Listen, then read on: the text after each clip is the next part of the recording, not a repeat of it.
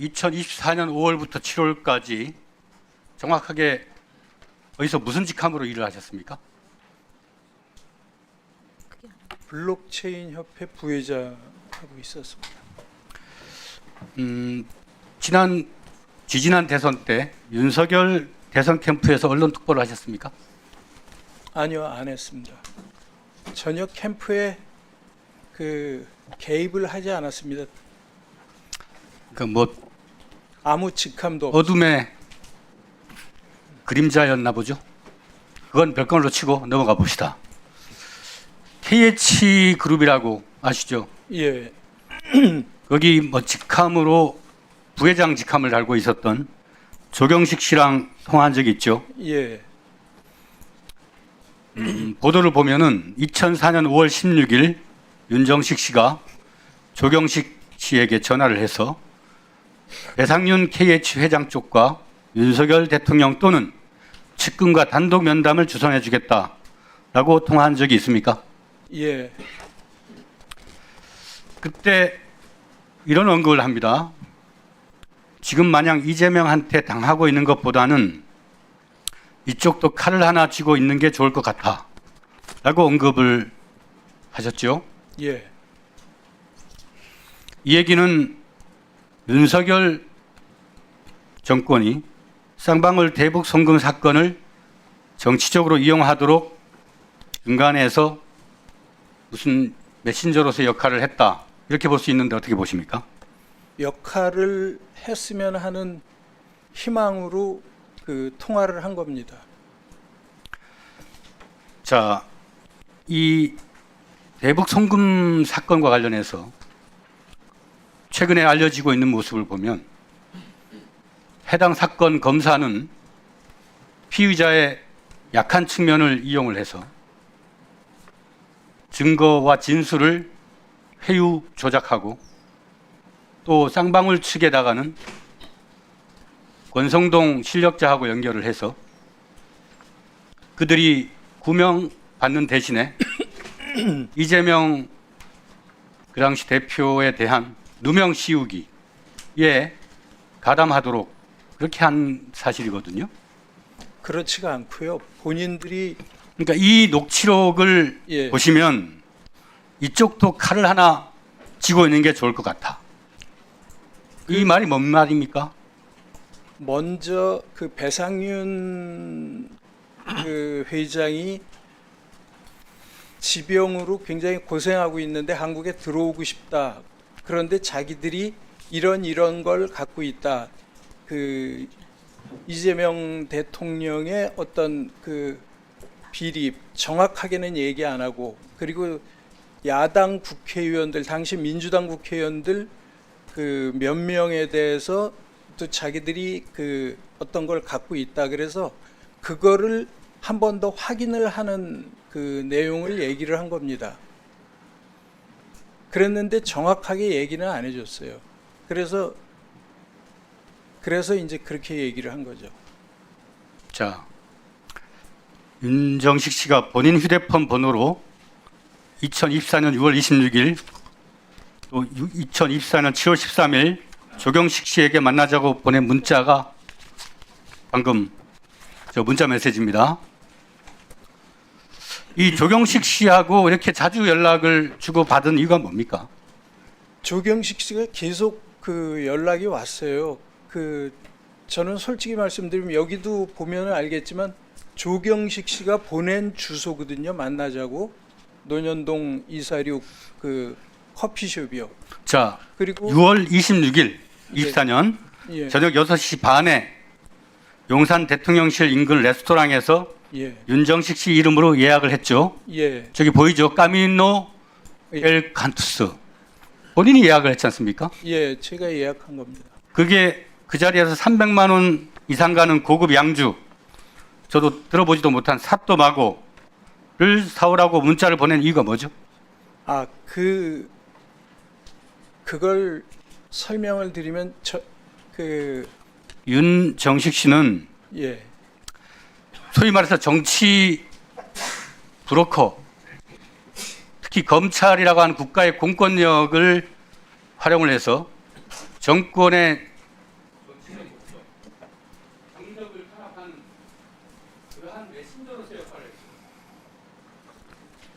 그러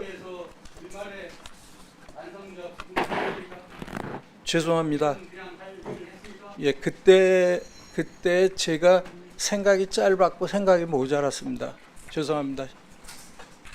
그때 이후로 계속 그 생각날 때마다 심각하게 반성하고 있습니다. 혹시 윤 예, 네, 조금 전 그 존경하는 우리 김우영 의원님 질의에 본인이 어떤 역할을 하려고 했다는 점을 시인했습니다. 예. 정적을 제거하는 데에 모종의 역할을 하려고 했다는 거예요. 아니, 그리고 그렇잖아요. 그 이재명 칠 칼을 쥐어야 하는데 거기서 연결하는 역할을 했냐 그랬더니 그 역할을 하려고 했다라고 답변을 하셨어요. 먼저 그쪽에서 그런 제안을 제안은 근데 그쪽에서 먼저 했다. 예. 네, 그 내용이 뭔지는 모르고 그게 뭔가 큰 건 것 같아가지고 연결을 네. 해보려고 했다 이거죠. 네, 네, 맞습니다. 그거 하면 안 되잖아요 그런 거. 그럼요. 네, 지금 KT 텔레캅 이사신가요? 예, 사회이사입니다. 네, 그런 거 다 빼세요. 정말로 반성하신다면. 예, 알겠습니다. 사퇴하실 의향 있으세요? 네, 네, 다른 직함도 갖고 계신가요? 없습니다. 네, 지금 그리고 그 문자에 최 비서관이라고 돼 있잖아요. 예, 그 비서관은 누굽니까? 저 최재혁 비서관입니다. 그 당시 통실에 있었던. 예, 예. 그리고 국민의힘 재정위원회 관련자 누굽니까? 그분은 그 박재천 수석 부위원장이었는데 네. 그러니까 용산 대통령실 관계자하고 국민의힘 그분은 관계자하고 예, 만나서 그 샷도 뭐라고 했죠?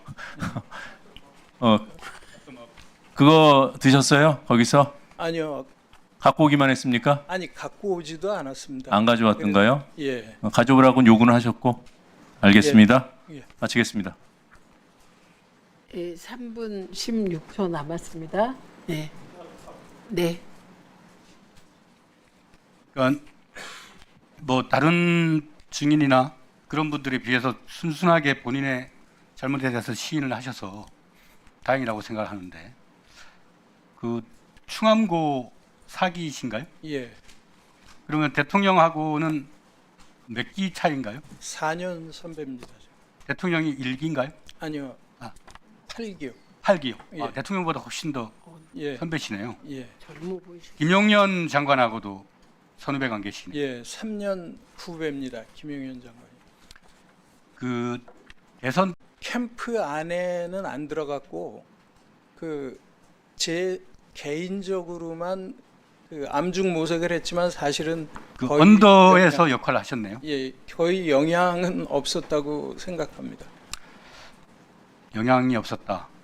근데 지금 의외로 그 충암고가 저희 은평구에 있는 학교인데 대통령 또 김용현, 여인영 또 보이지 않은 그런 역할을 하신 분 그런 분들 때문에 충암고 학생들이 등하교를 제대로 못했어요. 그 계엄이라고 하는 엄청난 사태를 겪었습니다. 그 이면에 보면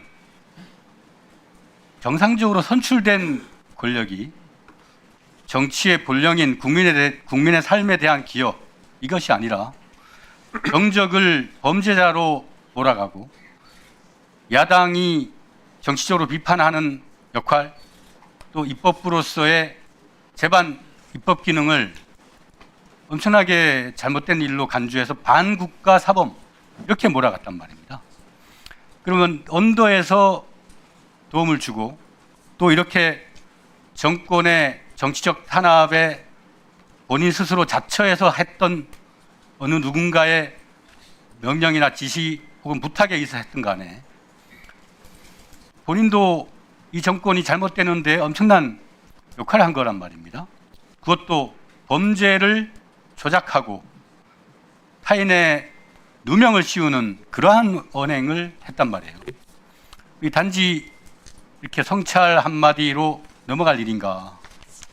이제 특검이나 이런 데서 소환 요구 없었습니까? 이제 그 이유가 뭐냐면은 그 이후에 연결을 하나도 하지를 않았고요.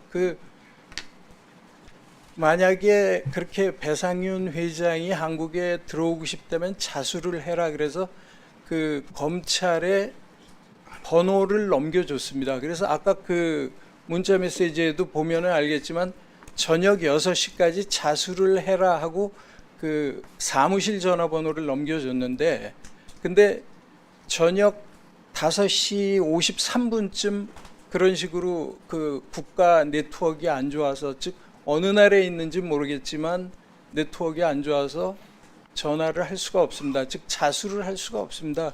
그런 식으로 보내와서, 그리고 그 이후부터는 거의 그 교류가 없었습니다. 그러면 예. 그러한 중간에서의 본인의 역할은 검찰의 특정 인사, 수사관이 됐든 검사가 됐든 그런 사람들하고 어떤 소통 없이 그냥 본인이 일방적으로 그러한 회유를 하신 건가요?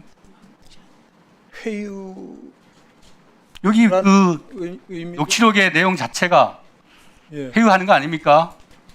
그거는 본인들이 얘기한 거니까 그걸 구체적으로 얘기 좀 해달라는 뜻으로 했는데 전혀 뭐 그러면 그쪽도 전달이 용산 안 하고. 대통령실에는 그 최재혁 비서관하고 소통을 통해서 이쪽 배상윤 회장의 동향이나 이런 것들을 주고받은 적이 있습니까?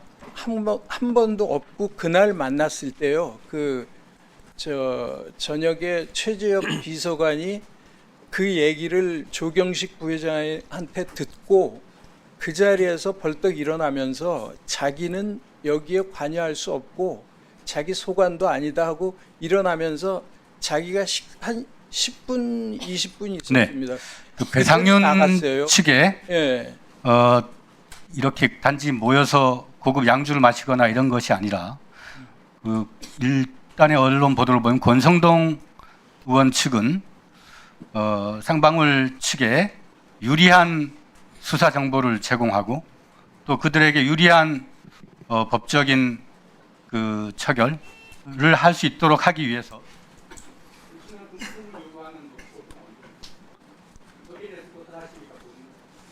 예, 저는 뭐 금전적인 얘기는 전혀 없었고요. 범죄 사실을 조작하려고 하거나 사회에 누명을 씌우는 그런 행위는 가장 악질적인 그래서 분명히 말씀드리지만 그런 그 생각은 했지만 그걸 실행은 전혀 하지를 않았습니다. 그리고 그걸 실행하려고 생각을 했다는 것 자체도 부끄럽게 생각하고 있습니다. 배상윤